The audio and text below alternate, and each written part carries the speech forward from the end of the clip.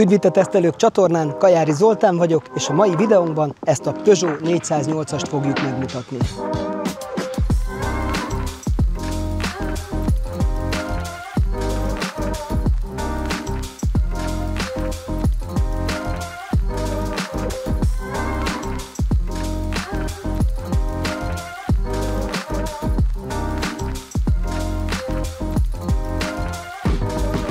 Ez egy kupé limuzin forma, ami egy emelt hasmagasságot, egy ilyen crossoveres stílust kapott. Amikor sajtótájékoztatón voltunk, megjelent ez az autó, akkor az volt az első benyomásom, hogy végre kitűnik ez az autó a szürke hétköznapokból, ebből az átlagos SUV-os formából, mer bátor lenni, csinálnak egy nagyon karakteres vonalvezetést, és nem akar megfelelni senkinek, nem akar senkinek a kedvence lenni, nem egy megfelelési kényszeres autó, de pont ez benne a menő. Az eleje az autónak egy nagyon-nagyon karakteres, robosztus orrészt kapott, főleg ezekkel a szögletesre rajzolt lámpákkal, amiben egyébként a Peugeot Matrix LED technológiát már alkalmazzák, illetve ez a két szemfog a két oldalán, vagyis a szemfog kinézetű menetfény, ez egy egyediséget varázsol neki.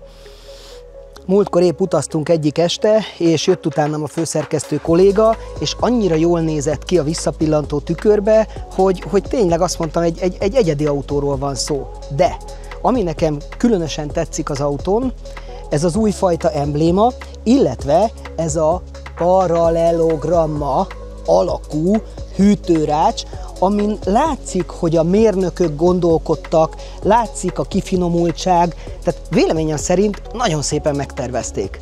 De nekem a legszebb az egész autóban a hátulja. Itt ez a hátsó kupés vonalvezetés, ez a macskafül kialakítású, hát nem is tudom, légterelő, ugye ennek funkciója van, de mindemellett jól néz ki.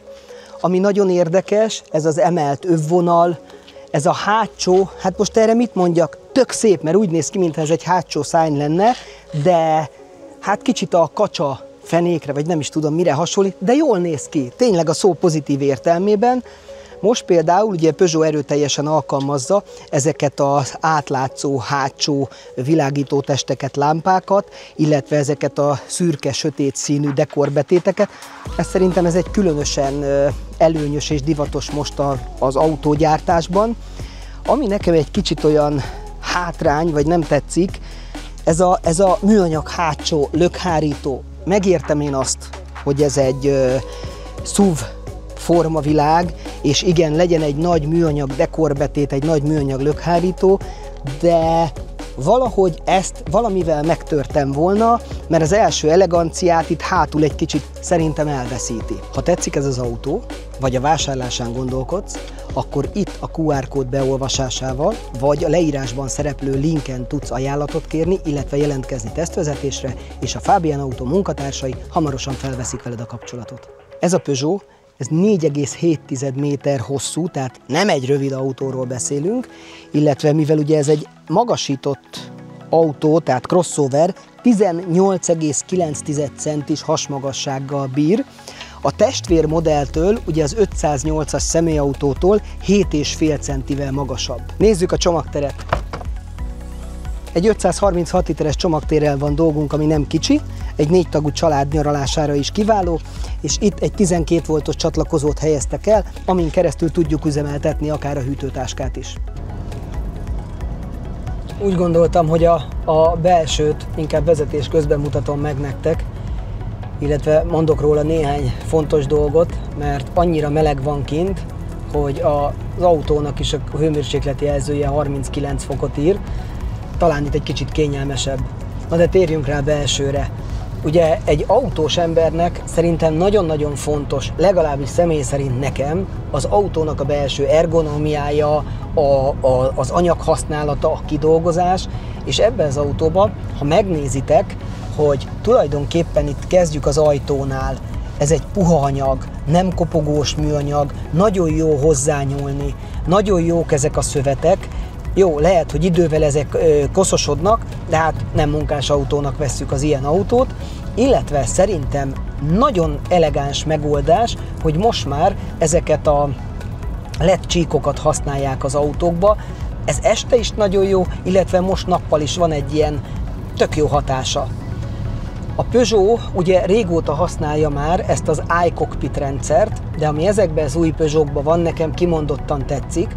Az előd az 508-as se rossz, de szerintem ez sokkal dizájnosabb, modernebb, szebb.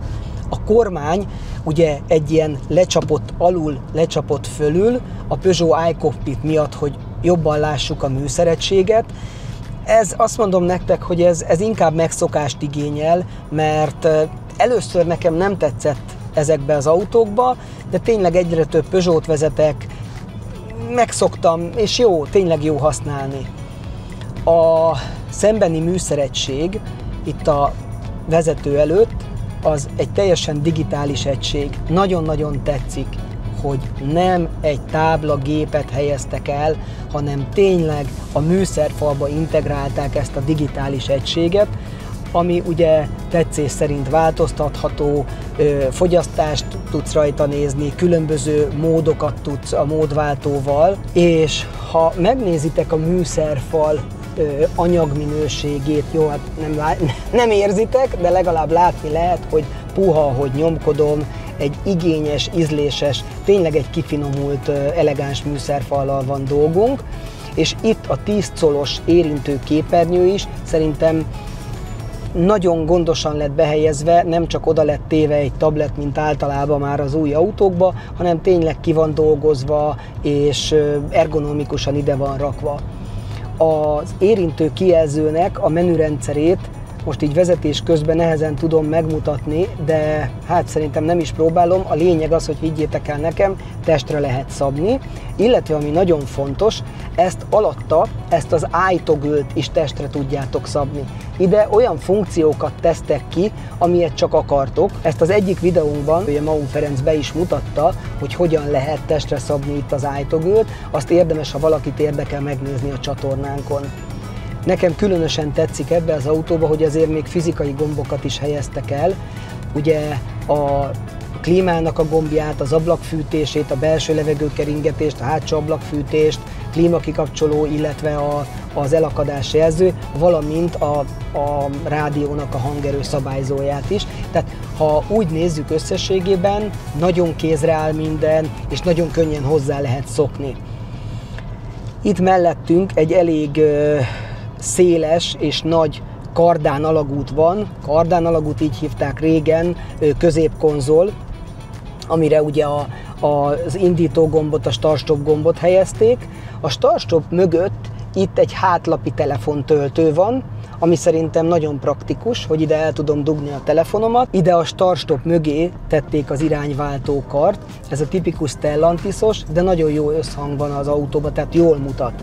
Mögötte helyezték el, szintén kézre esik a drive módot, amivel tudok sport, normál vagy eco módba váltani, illetve a rögzítő féknek a kapcsolóját, és mellette még van egy nagy pakolórekesz, alatta egy 12 voltos csatlakozó, mellette egy USB-C port, annak ellenére, hogy az Android autót tudja vezeték nélkül is a rendszer.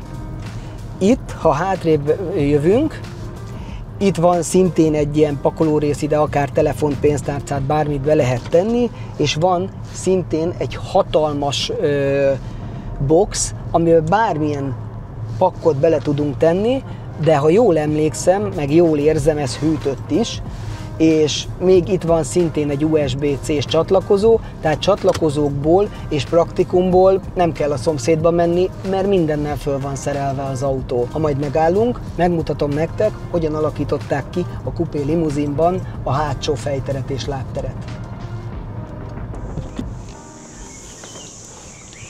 Megmutatom nektek, hogy ez a nagy limuzin kupé milyen helyet ad hátul az utasoknak.